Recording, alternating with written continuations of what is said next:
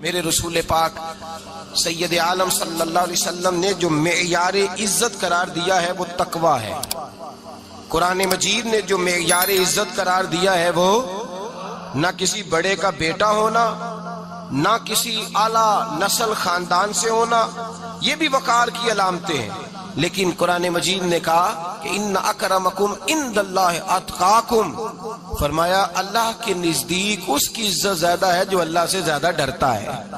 اور متقی نماز پڑھنے والے کو نہیں کہتے، متقی روزہ رکھنے والے کو نہیں کہتے، متقی حج کرنے والے کو نہیں کہتے، یہ بھی یاد رکھیں. متقی پرہیزگار اس شخص کو نہیں کہتے جو صدقات و خیرات زیادہ کرتا ہے. متقی پرہیزگار اس کو کہا جاتا ہے جو گناہوں سے بچتا ہے، جو غلطی نہیں کرتا وہ پرہیزگار ہے، جو گناہ سے حتی الامکان کوشش کرتا ہے بچنے کی وہ پرہیزگار ہے. قرآن مجید نے کہا کہ اللہ کی نظر میں اس کی عزت ہے جو زیادہ پرہیزگار ہے، جو اللہ سے زیادہ. حضرت عبداللہ ابن مسعود رضی اللہ تعالیٰ عنہ سے کسی نے پوچھا تھا حضرت جی بڑا عالم کون ہوتا ہے، بڑا عالم کون ہوتا ہے؟ تو آپ فرمانے لگے زیادہ باتیں کرنے کا نام علم نہیں. کہا حضور پھر علم کس بات کا نام ہے؟ فرمایا جو اللہ سے زیادہ ڈرتا ہے وہ بڑا عالم ہے.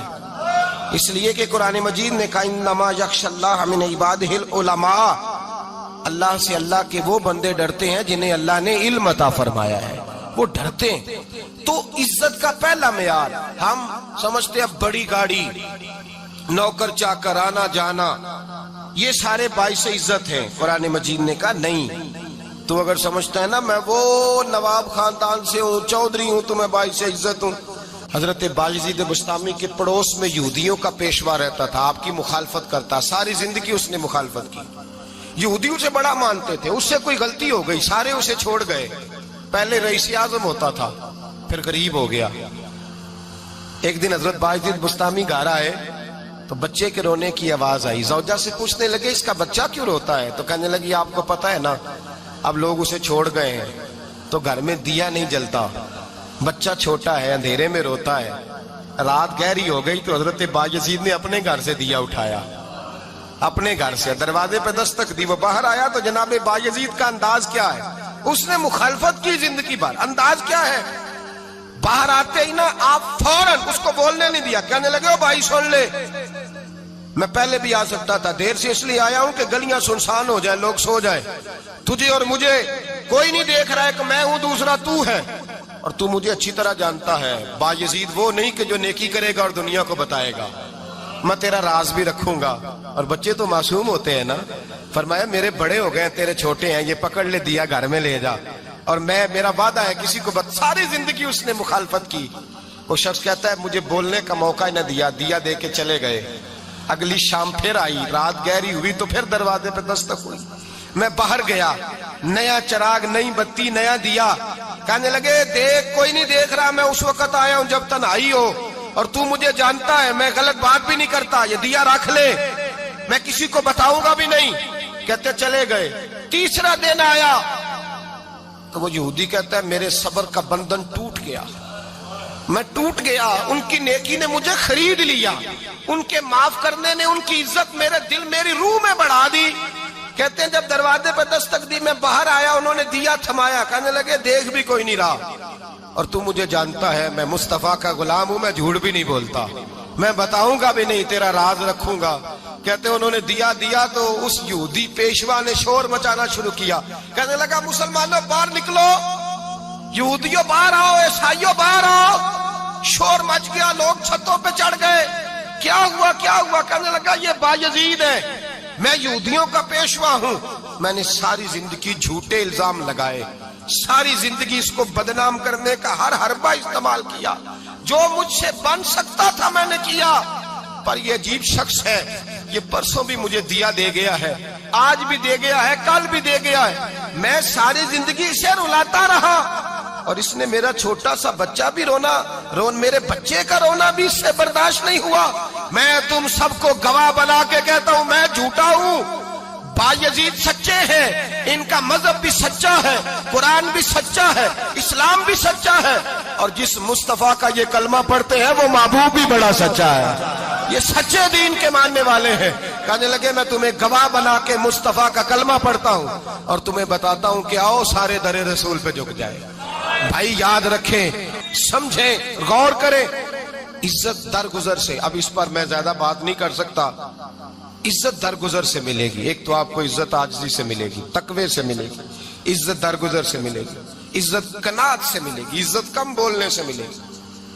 اور اگر زیادہ عزت لینی ہے اور عزت اتنی لینی ہے کہ چھا جاؤ دنیا میں، اگر چھا جانے کا شوق ہو نا تو پھر رب فرماتا ہے میرے مصطفیٰ کی غلامی کر لو، پھر میرے نبی کے ہو جاؤ۔ قل ان کنتم تحبون اللہ فاتبعونی یحببکم اللہ، فرمایا تم میرے نبی کے ہو جاؤ، دنیا بھی تمہاری اور دنیا بنانے والا خدا بھی تمہارا ہو جائے گا۔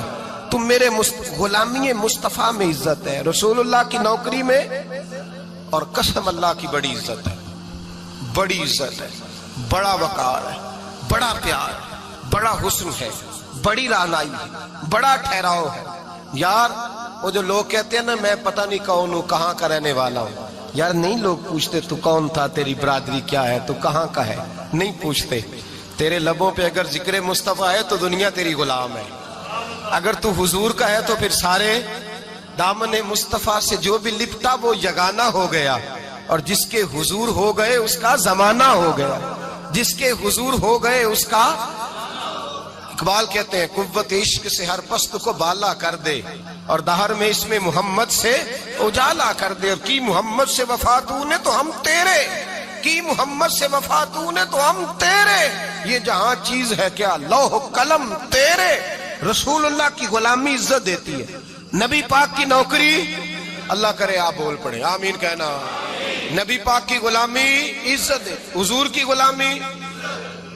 یار بندہ بالکل بے عمل ہونا، بالکل تو میری طرح داڑھی رکھ کے پگڑی باندھ کے بس میں بھی چڑھ جائے تو کئی لوگ سیٹیں خالی کر دیتے ہیں، کہتے ہیں بزرگوں یہاں آ جائیں، حضرت جی یہاں آ جائیں، تو پھر عزت کس چیز کی ہوئی؟ سنت مصطفیٰ کی ہوئی نا، پھر عزت نبی پاک کی سنت کی ہوئی نا، وقار کی ہوئی نا۔ ایک صاحب، ایک بچے نے داڑھی رکھ لی تو مجھے آ کے کہنے لگے حضرت جی لوگ بڑے بڑے لقب دینے لگے ہیں۔ میں نے کہا کیا؟ کوئی کہتا ہے حضرت صاحب، کوئی کہتا ہے قاری صاحب، کوئی کہتا ہے حافظ صاحب، کوئی کہتا ہے علامہ صاحب۔ تو میں نے کہا تیری موج نہیں بن گئی، 4 سالوں میں حفظ ہوتا ہے، تجھے مفت کا لقب مل گیا ہے، درس نظامی 8 سال میں ہوتا ہے، مفت کا علامہ بن گیا ہے، تجھے وقار نہیں دے دیا اللہ تعالیٰ نے، عزت۔ میرے اعلیٰ حضرت فرماتے ہیں عزت در رسول پہ ہے، عزت حضور کی۔ اور اعلیٰ حضرت نے ایک بات لکھی ہے بڑی قیمتی، اور میں نا جب کبھی پریشان ہوتا ہوں نا تو میں یہ والی بات کھول کے پڑھتا ہوں اعلیٰ حضرت، یہ بات ڈھارس بندھاتی ہے، ڈھارس توانائی دیتی ہے، پورا مضمون باندھا ہے۔ اعلیٰ حضرت کہتے ہیں بیروپیہ تھا مداری، روپ بدل بدل کے دکھایا کرتا تھا، بادشاہوں سے انعام لیتا تھا۔ ایک دن اورنگزیب عالمگیر کے پاس آ گیا، کہنے لگا میں روپ بدلوں گا، اگر آپ پہچان نہ سکے تو میں انعام لوں گا۔ آپ نے فرمایا میں کوئی ایسے ویسا بادشاہ نہیں، کہا مجھے دھوکہ دینا مشکل ہے، کہا نہیں میں روپ بدلوں گا۔ حضرت اورنگزیب عالمگیر بڑے نیک بادشاہ گزرے، بڑے پرہیزگار آدمی، وہ بے روپیہ کہنے لگا میں روپ بدلوں گا، آپ نہیں پہچان سکیں گے۔ فرمایا چل جتنا تیرے اندر زور ہے لگا لے۔ حضرت نے اعلان کیا کہ میں نے فوجی بھرتی کر دیں، 2 ماہ کے بعد ٹیسٹ ہوگا۔ وہ 2 مہینے دوڑتا رہا، رنگ روپ بناتا رہا، آیا ٹیسٹ دینے، 2-3 سپاہیوں کا امتحان لیا، اس کی باری آئی تو 10 روپے دیے، کہنے لگے تیرے آنے جانے کا کرایہ میں نے تجھے پہچان لیا ہے۔ کچھ دنوں کے بعد جانے لگے سفر پر تو بھکاری آ گئے خیرات مانگنے، اس نے بھی سارے منہ پر سیاہی مال لی، کپڑے پھاڑ لیے، سر کے بال منڈا لیے، بھویں تک کٹا لی، بدرنگ ہو کے آیا، کاسا آگے کیا تو حضرت نے 10 روپے ڈالے، کہنے لگے تیرے آنے جانے کا کرایہ میں نے پہچان لیا ہے۔ کچھ دن گزرے تو ٹیچر کی ضرورت تھی، اس نے مونچھیں بڑی کر لی، داڑھی نکلی لگا لی، سر پہ جنا کیپ پہن لی، ایک شیروانی لے لی اور ہاتھ میں چھڑی پکڑ کے آیا، کہنے لگا میں استاد ہوں، 2-4 بندوں کا امتحان لیا، اس کی باری آئی تو 5 روپے دیے، 10 روپے دیے، کہا تیرا کرایہ میں نے پہچان لیا ہے۔ 2 سال گزر گئے، وہ جب بھی آتا حضرت پہچان لیتے۔ ایک دن سفر پہ جا رہے تھے، بہت بڑا لشکر تھا، جہاد کرنے جا رہے تھے اورنگزیب عالمگیر، تو دیکھا ایک پہاڑی ہے، پہاڑی پہ لوگ جا بھی رہے ہیں آ بھی رہے۔ اورنگزیب عالمگیر پوچھنے لگے یہاں کیا ہے؟ کہنے لگے ایک بابا جی بیٹھے ہیں دعا کرتے ہیں، اللہ کے نیک بندے ہیں۔ اورنگزیب کہنے لگے یار پرانے لوگ سارے ہی اللہ والوں کو مانتے، یہ بھی مصیبت آئی ہے جتنی نہیں آئی ہے، سارے لوگ ہی مانتے۔ کہنے لگے ذرا میں دعا نہ کرا لوں، اچھے کام جا رہا ہوں۔ اورنگزیب بادشاہ تھے، بادشاہ لوگ نازک مزاج ہوتے ہیں، گھوڑے سے اترے، بڑی مشکل سے پہاڑی پہ چڑھے، اوپر گئے تو لائن لگی ہے، بابا جی غار میں بیٹھے، کہنے لگے میں نے ملنا ہے، میں اورنگزیب ہوں۔ انہوں نے کہا ہمارا بابا اس طرح کا پیر نہیں کہ امیر آئے تو رنگ اور ہو، غریب آئے تو اور ہو، یہاں اگر ملنا ہے تو لائن میں لگ جاؤ، سب ایک جیسے ہیں۔ اب لائن میں کھڑے ہو گئے، 50 آدمی آگے تھے، کہتے ہیں 51واں نمبر تھا، تھک گیا دھوپ میں کھڑا کھڑا۔ جب میں پہنچا غار کے دہانے تو میں نے بابا جی کے چہرے پہ نظر ڈالی تو بڑا نورانی چہرہ، بڑی خوبصورت لب و لہجہ۔ میں نے کہا میرے جیسا آدمی بھی پگڑی باندھ لے جو اچھا لگنے لگ جاتا ہے، بڑا خوبصورت انداز۔ کہتے ہیں میں ان کے پاس اتحیات کی حالت میں بیٹھ گیا۔ میں نے کہا حضور میں جا رہا ہوں جہاد کرنے، دعا کرنا۔ بزرگوں نے ہاتھ اٹھائے، اللہ اس کی مدد فرما، دین کو غلبہ عطا فرما، اسے دین کا سچا پکا سپاہی بنا۔ پھر تھپکی دی، 2-4 نصیحتیں بھی کر ڈالی، دیکھنا ظلم نہ کرنا، زیادتی نہ کرنا، جب تو جیت فخر نہ کرنا، غرور نہ کرنا، نصیحتیں بھی کر دی۔ کہتے ہیں اب جب میں اٹھا تو 2-4 دینار بطور نذرانہ مصلے کے نیچے رکھے، اور الٹے قدم جب میں غار سے اترا انہوں نے رومال جھاڑا اور اٹھ کے کھڑے ہو گئے، کہنے لگے آج نہیں تو نے پہچانا، آج نہیں تو نے پہچانا، میرا انعام بنتا ہے، آج نہیں پہچانا، لا پیسے۔ اورنگزیب کہنے لگا یار تو نے حد کر دی، کہاں چڑھا کہاں کھڑا رہا، دھوپ میں تھک گیا، کمال کر دی بھائی تو نے، بتا تو کیا لے گا، اب تو دیکھ جلدی بتا، وہ کتنے لوگ پیچھے دھوپ میں کھڑے ہیں، لشکر سارا کھڑا ہے، کیا لے گا؟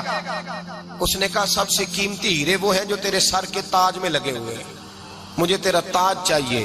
او بھائیو سننا اور یاد رکھنا، میرے اعلیٰ حضرت کہتے ہیں بادشاہ نے سر کے اوپر سے تاج اتارا، بہروپیے کے قدموں میں رکھا اور کہنے لگے یہ لے، اور یہ تو تیرا مانگنے پر میں نے دیا ہے نا، میں واپس آتا ہوں تو آنا میں اپنی مرضی سے بھی تجھے دوں گا، تو نے اورنگزیب جیسے بندے کو دھوکہ دیا، آنا میں اس وقت بھی دوں گا۔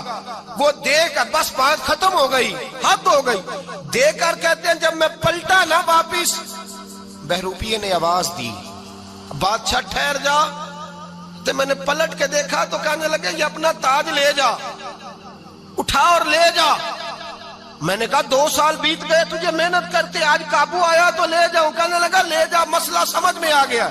میں نے کہا مجھے بھی تو سمجھانا، تو کہتے ہیں وہ پھوٹ پھوٹ کے رویا، اس کی آنکھیں برس پڑی، سیلاب کی طرح آنسو بہ نکلے، تڑپا اور رو کے کہنے لگا بادشاہ میں نے جھوٹ موٹ رسول اللہ کی غلامی اختیار کی تھی، جھوٹ موٹ کی داڑھی، جھوٹ موٹ کی پگڑی، جھوٹ موٹ کا فقر، میں نے جھوٹ موٹ نبی پاک کا لباس پہنا ہے، تو تیرے جیسے بادشاہوں کے تاج میرے قدموں میں آ گئے ہیں، اگر میں سچ مچ رسول اللہ کا غلام بنوں گا تو اللہ کیا کچھ عطا فرمائے گا، اللہ کتنی نعمتوں سے نوازے گا۔ میرے اعلیٰ کیا فرماتے ہیں؟ اعلیٰ حضرت فرماتے ہیں فرشتے بھی کرتے ہیں تعظیم میری۔ کون جی؟ اللہ۔ ایسا عقیدہ بھی کم ملے گا جو بریلی کے امام کا عقیدہ ہے، ایسا بھی کم، کہتے ہیں فرشتے بھی کرتے ہیں تعظیم میری، کیوں؟ فرمانے لگے فدا ہو کے ان پر یہ عزت ملی ہے۔